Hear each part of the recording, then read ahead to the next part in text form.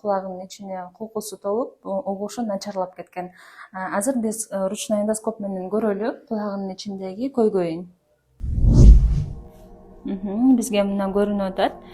Кулактын ичинде наружный слуховой проход деп коебуз. Ошол жерге кулку толуп, проходду жаап калган. Ички кулакка өткөн проходду, жолду полностью перекрывать этип тосуп калган экен. Азыр эми бул пациенттин көйгөйүн чечип, биз ушуну тазалайбыз.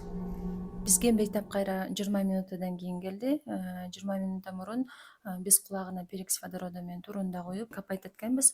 Азыр кулактын ичиндеги кулку жумшарды, эми промывание уха жасалды. Бул физраствор менен жасалды. Кулактын ичиндеги кулку түштү. Аны пациент өзү дагы көрдү. Эми кулактын ичине обработка кылып, эндоскоп менен көрөлү. Эндоскоптон көрүнүп аткандай, наружный слуховой проход широкий, чистый.